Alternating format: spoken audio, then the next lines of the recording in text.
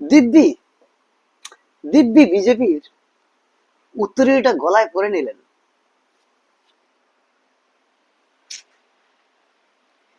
এই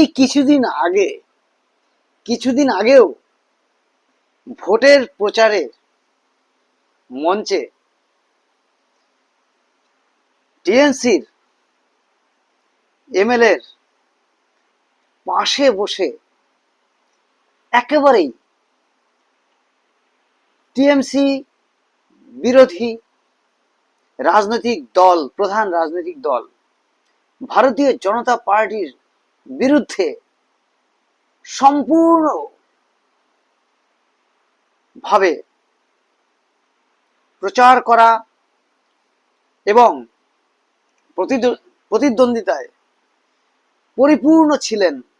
আর আজ এই পূর্ণ দিনে, এই পূর্ণ তিথিতে শ্যামাপ্রসাদ মুখার্জির এই বাংলার জন্মদিনে আপনি ভারতীয় জনতা পার্টির প্রতীক চিহ্ন পদ্মফুল লাগানো উত্তরীয় পরে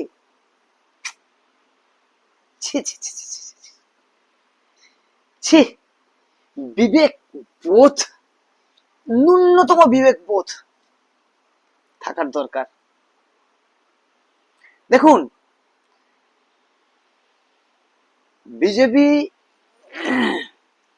বিজেপিতে তৃণমূলের লোক আসা বা তৃণমূলের লোকেরা আজকে বিজেপি করাতে যে আমার আপত্তি বা তাদের অপরাধ, বিষয়টা এমনটা নয়।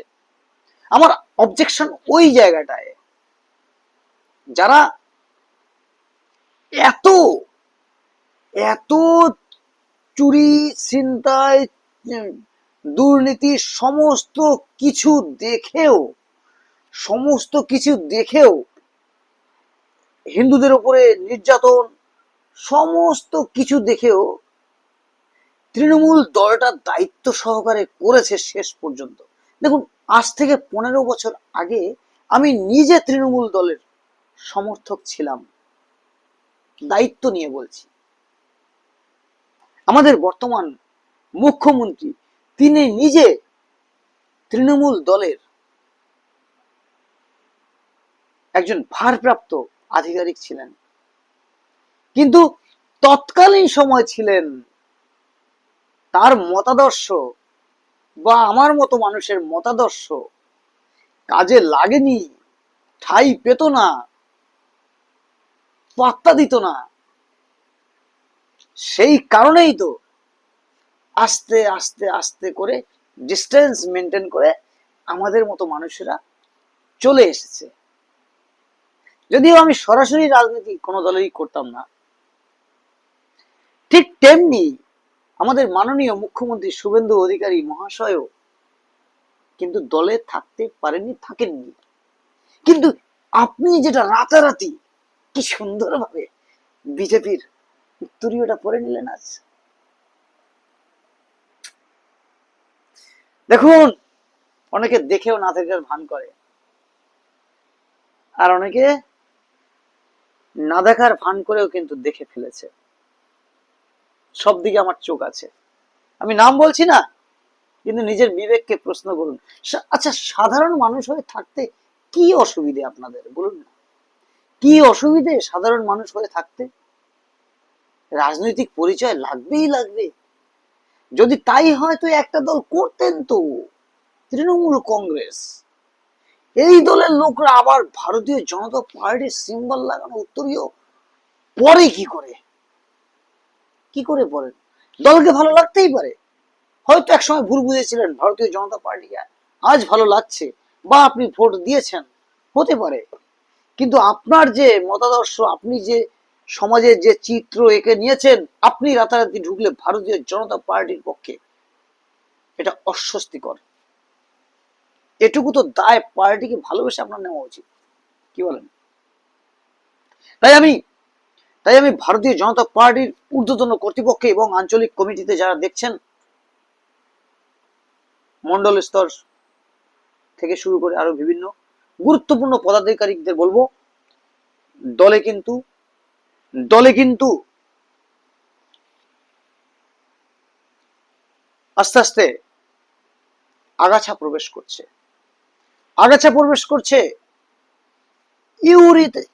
ইউরিয়া সার প্রয়োগ করা উদ্ভিদের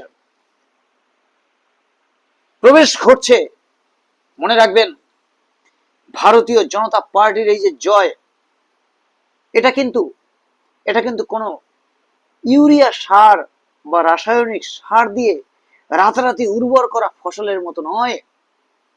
এটা তিলে তিলে তিলে তিলে একটু একটু একটু করে আমার মতো আপনার মতো মানুষের মুখের আওয়াজ, বুকের কম্পন, সমস্ত কিছু দিয়েই কিন্তু আমরা ধীরে ধীরে